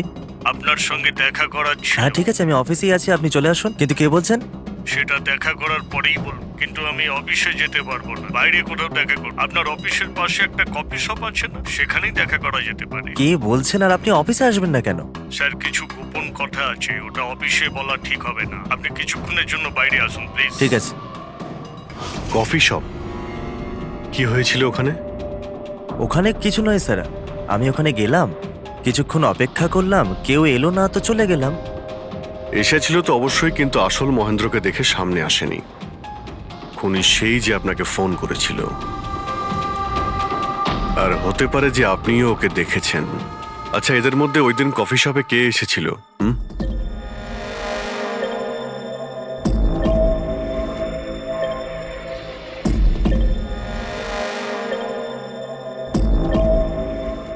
না স্যার, এই যতগুলো ছবি দেখালেন এর মধ্যে কেউ নেই স্যার। মহেন্দ্রবাবু, খুনি এদের মধ্যেই কেউ, এদের মধ্যেই। একটু ভালো করে ভেবে বলুন। আচ্ছা ঠিক আছে, রাখছি। আরে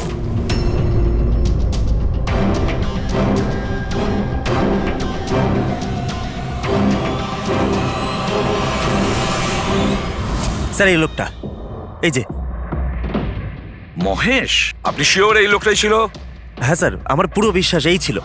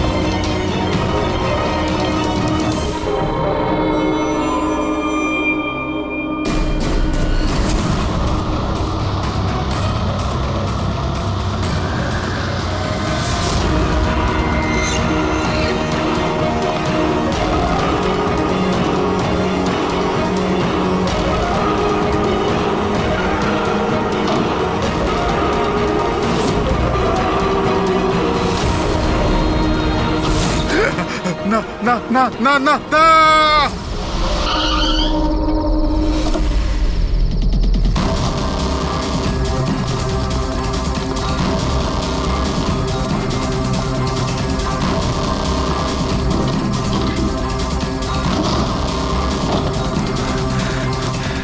মহেশ বাবু, মিস্টার মহেশ,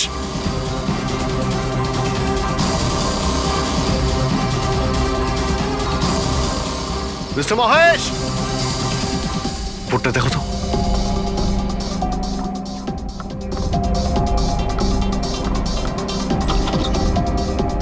মহেশ, মহেশ বাবু,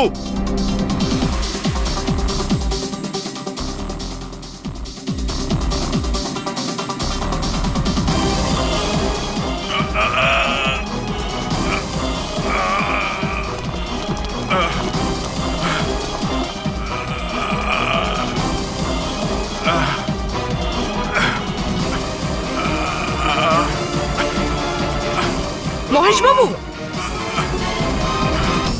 মহেশ, মহেশ বাবু, মহেশ, কি হয়েছে? পুরবি, অ্যাম্বুলেন্স, তাড়াতাড়ি। স্যার, মহেশ, কে করেছে? হ্যাঁ হ্যাঁ, কে মেরেছে আপনাকে? মহেশ, ও নো। স্যার, স্যার অ্যাম্বুলেন্স আসছে। কোনো লাভ নেই পুরবি, he is dead. Sir, sir এতদিন আমরা ভাবতাম যে মহেশ বাবুই খুন করছে, কিন্তু এবার উনিই মারা গেলেন। এই খুনি আসলে কে?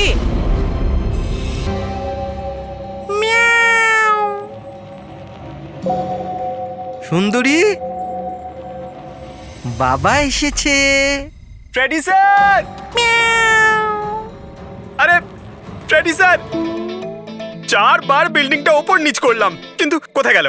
এই, তোমার সুন্দরীকে খুঁজেই পাচ্ছি না আমরা। স্যার ও আসলে একটু লাজুক আছে, অপরিচিত লোকের সামনে আসে না। আরে যদি তোমার সুন্দরী অচেনা মানুষদের সামনে বেরোই না, তাহলে আমাদের ডাকলে কেন? আরে আপনারা তো সিআইডি। তাতে কি হলো? আরে আপনারা যদি হেরে যান তো আমরা কোথায় যাব?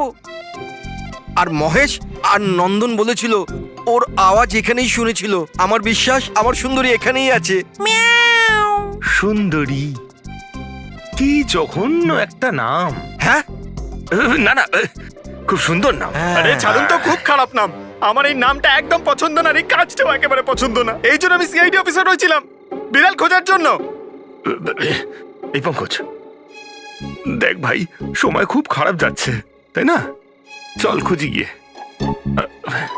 খুঁজবো মানে কোনো আইডিয়া তো দিন। এমনি এমনি কি করে খুঁজবো? ইঁদুর।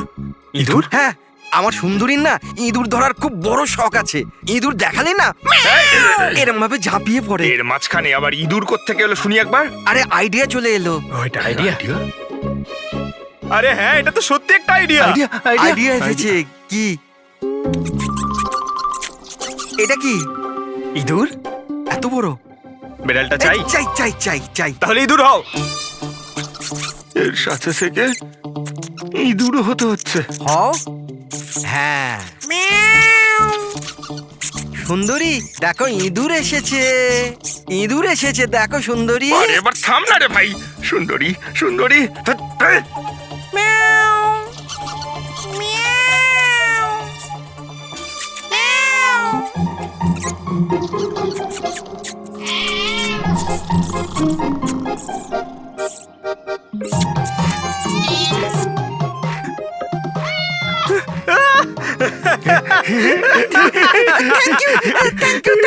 সিআইডি জয় হোক। আমার বাচ্চা বাবা এসেছে। বাচ্চা আমার। থ্যাংক ইউ সিআইডি, আমি সুন্দরীকে পেয়ে গেছি। আরে হ্যাঁ বাবা, যাও। আর এতই যখন ভালোবাসো, বিড়ালটাকে সাবধানে রেখো। হ্যাঁ ঠিক আছে ঠিক ও আছে। তো বিড়াল পেয়ে গেল, কিন্তু আমাদের পাথরের কি হবে? ওদিকে আবার এসিপি স্যার বলেছেন পাথর না পেলে যেন ফেরা না হয়। পঙ্কজ, পাথর আমি পেয়ে গেছি। পেয়ে গেছেন? যাওয়ার সময় বিড়ালটাই পাথরটা দিয়ে গেছে। কোথায়? ওই দেখ, যেই পাথরটায় ওই বিড়ালটা বসেছিল তার গায়ে রক্ত লেগে।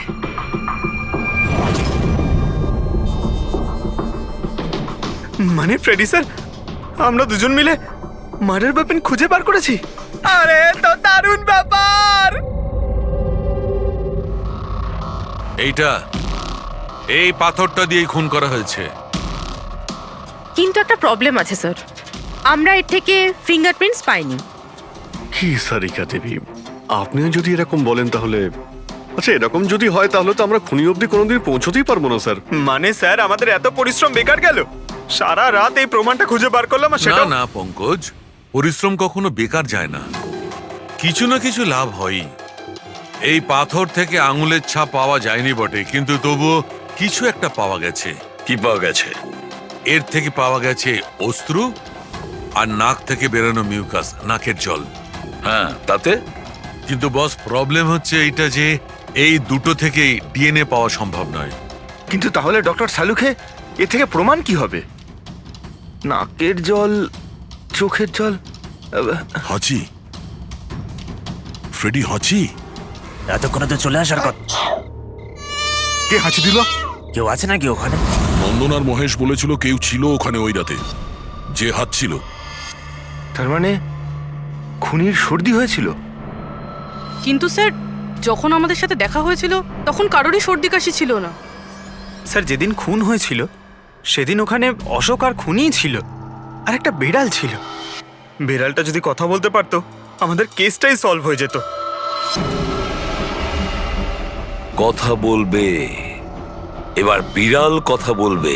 বিড়াল? বেড়াল কথা বলতে পারে? কি কথা বলা কুকুরের ব্যাপারে তো শুনেছিলাম, কিন্তু কথা বলা বিড়াল? এ কি মজা করছেন আপনি? একটা বিড়াল খুনির ব্যাপারে কি বলতে পারে? বলবে বিশাল বাবু, বিড়ালই এবার খুনির ব্যাপারে কথা বলবে। ব্যাস, একটু ধৈর্য ধরুন, সব বলে দেবে বেড়ালে।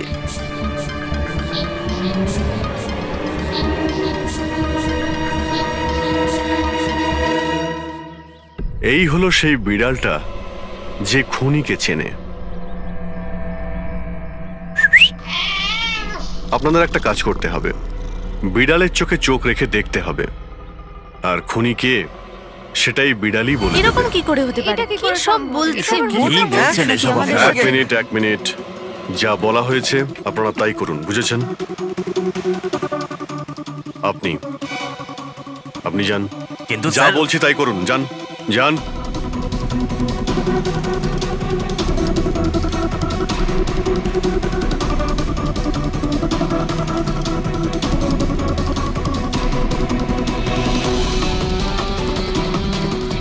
কি হলো ফেডরিক, কিছু বলছে? বিড়াল কিছু বললো?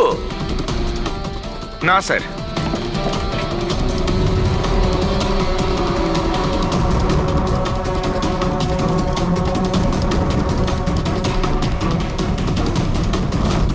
আপনি আসুন।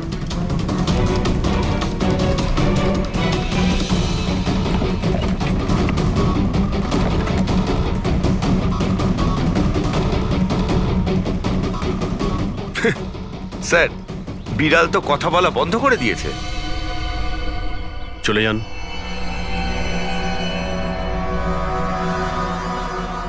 এটা আপনার বিড়াল না? একবার দেখুন গিয়ে, আপনাকে যদি কিছু বলে। স্যার, একটা আবেদন ছিল। বেড়াল বলবেন না, আমার সুন্দরী, আমার বাচ্চাও। প্লিজ। আরে যান না, দেখুন না কিছু বলে কিনা, যান। সুন্দরী, বাবা এসেছে। Kitty Kitty Kitty Kitty Kitty. হ্যাঁ, এবার আপনি চলে যান। তাহলে বিশাল বাবু, হ্যাঁ, এবারে আপনার পালা। ঠিক আছে।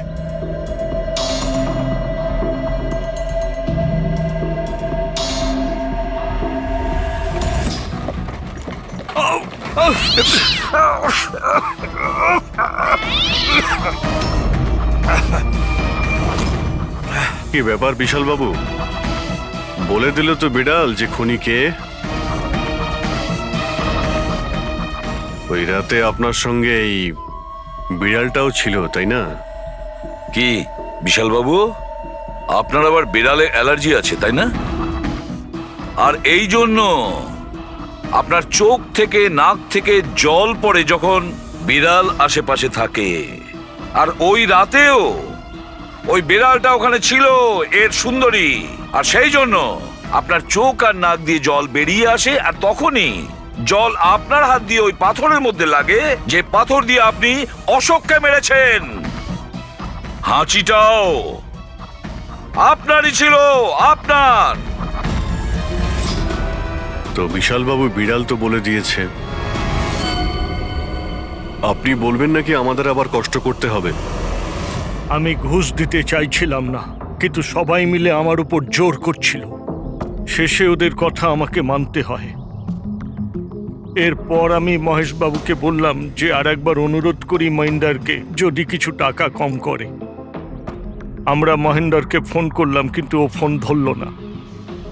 এরপর আমি সিএমসি অফিসে মহিন্দারকে ফোন করলাম এবং অনুরোধ করলাম ও আমাদের সঙ্গে কফি শপে দেখা করুক। আমি আর মহেশ ভাই ওর জন্য অপেক্ষা করলাম, কিন্তু মহেন্দার এলো না। এই মহেন্দ্রবাবু এখন এলেন না? অনেক দেরি করে দিল। এক মিনিট বিশাল বাবু। হ্যালো। হ্যাঁ,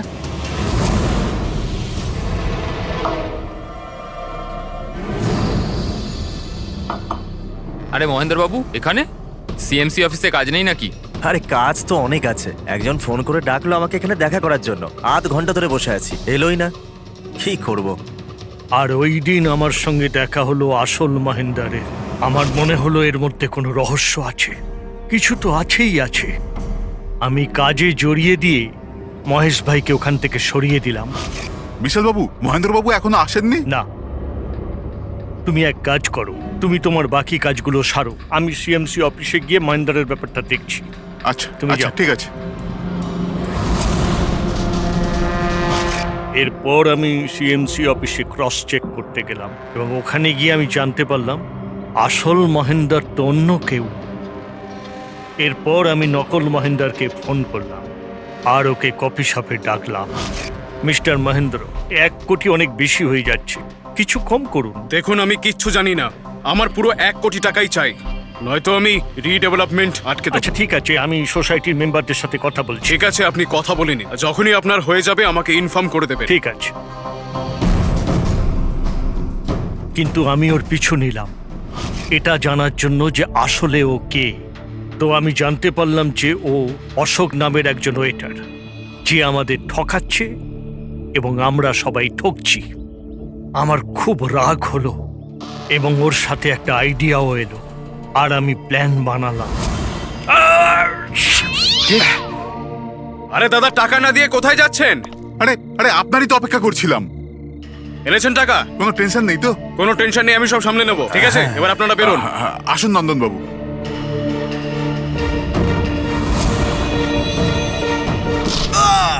তো ভেবেছিলেন সাপও মরবে আর লাঠিও ভাঙবে না। অশোককে মারলেন আর নিজের সব টাকা আত্মসাৎ করলেন। মহেশকেও মেরে দিলেন যাতে ও আমাদের কফি শপের কথাটা না বলতে পারে। প্ল্যানটা তো আপনার খুব ভালো ছিল বিশাল বাবু, খুব ভালো প্ল্যান ছিল, কিন্তু কি করবেন?